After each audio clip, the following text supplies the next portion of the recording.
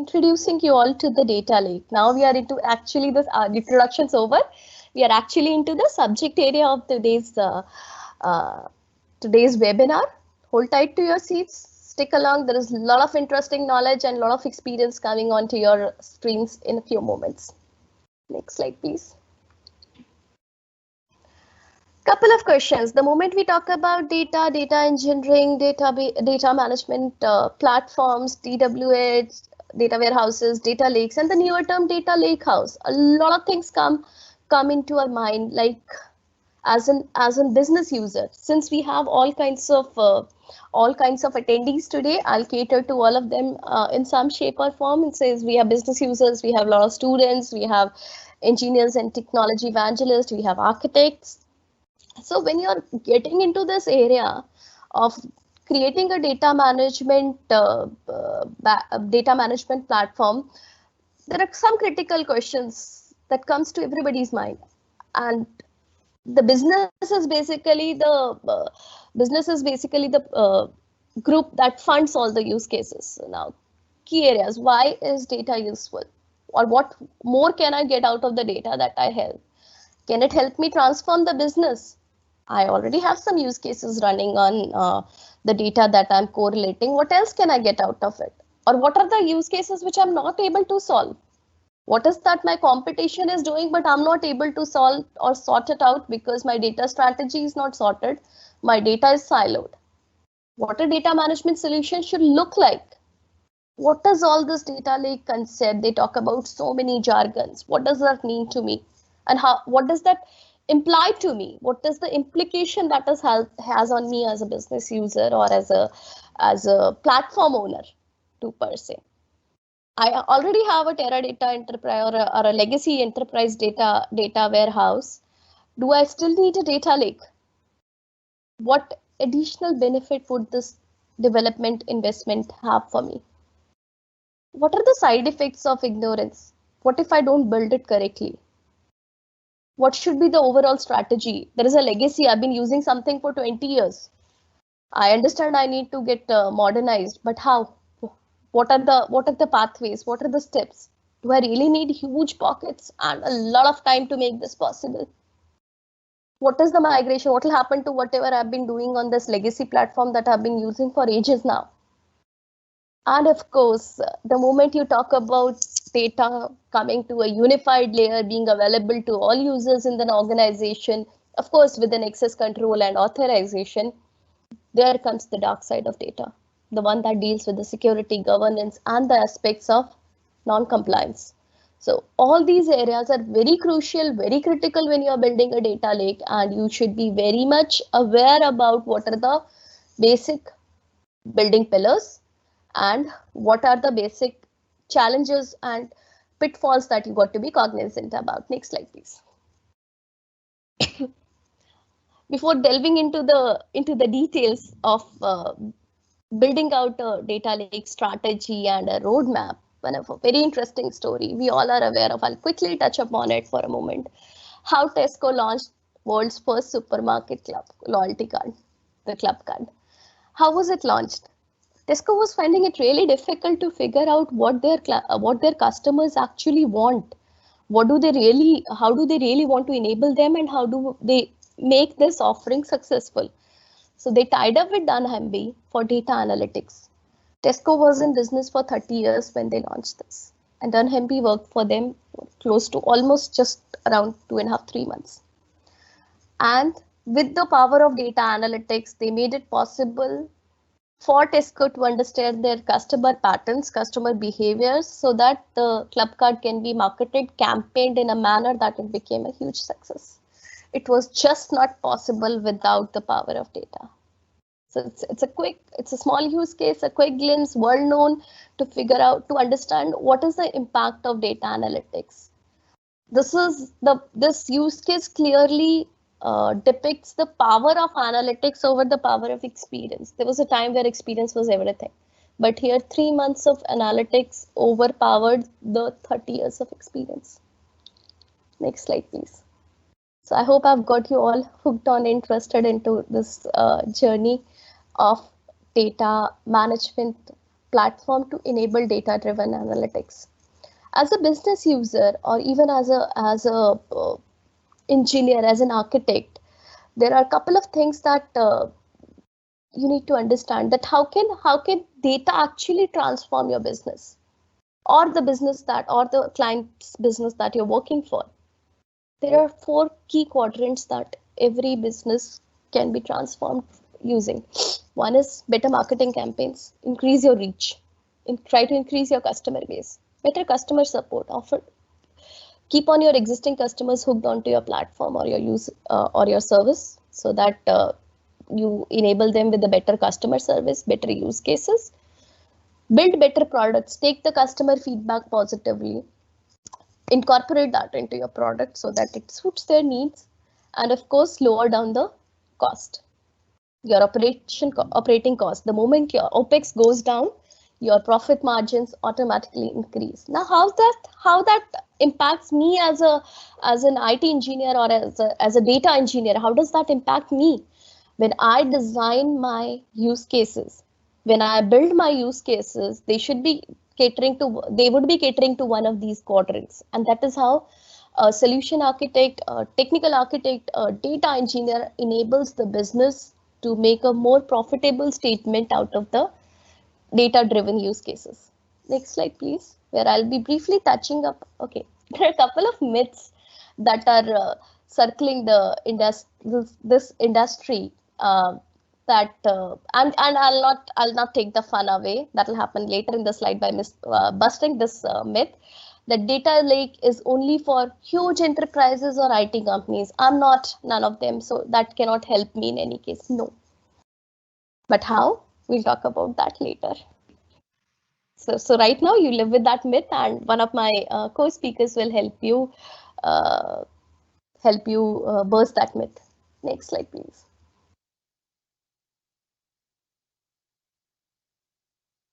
Common customer scenarios across key service domains. We've not taken up all, but we've taken up the key domains: web e-tailing, where recommendation engines, targeted advertisements are key use cases which are completely data-driven. Telecommunication side, network optimization, and a couple of other CDR use cases were already data-driven from a lot of time, quite some time, but newer use cases around churn and predictions have started making way now with enablement of big data and cloud. Government agencies were using it for fraud detections even previously, but now even welfare schemes and justice areas have started venturing in and making use of the data-driven use cases. Healthcare and life sciences, AI, machine learning, and data engineering has enabled significant strides. A lot of experimentation can be done using this data modeling and AI modeling rather than actual live patient-based testing and all those things. Banking, financial segments were using had some of the use cases in data domain right from the days of mainframes, but the advent of modern systems has actually led to create more use cases around fraud, risk, threat analysis, and others. Retail, again, sentiment analysis, point of sale transaction analysis, we see it every day with our Amazons and Flipkarts, and how this all advertisement world is integrated. You search for something, and the next moment you start seeing recommendations around that on any of the apps that you visit. So that's how the web of data is getting integrated. Next slide, please. Okay, too much of theory, too much of use cases. Now let's talk to engineers. Talking to engineers, this is a very, very high level view of data management system. What a typical data management system looks like on a very high level. We'll be getting into the details of each of these segments in upcoming sessions, but just to give a bird's eye view, moving from left to right, the first phase or the first stage is data integration systems, where you take care of the data that is landing into your data lake. the data as it is coming in from various OLTP, CRM, ERP, and SCM systems into the landing zone. You take care of some quality and some cleansing at the time when you're bringing in the data from the source to the lake. You get the raw layer. Then the next segment, the next entire quadrant is called the data management layer, where your data is landing into the raw zone. It goes into further processing, further business logic, further translations, multiplexing, correlation, everything happens into this box.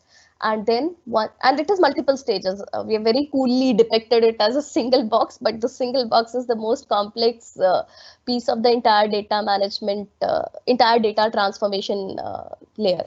So the entire business logic and multi-step transformations happen here, and then it is made available as part of the EW consumable layer. Now, when we talk about the consumable layer, that can be right out of your DWH. You have a data warehouse sitting out here that serves as a query layer or the consumption layer to the downstream system for analysis, or you can have independent marts based on the business, various business units. You can have their data marts, and then the data analytics layer, where the analysis, mining, reporting, visualization, alerting happens, tap into this consumable layer.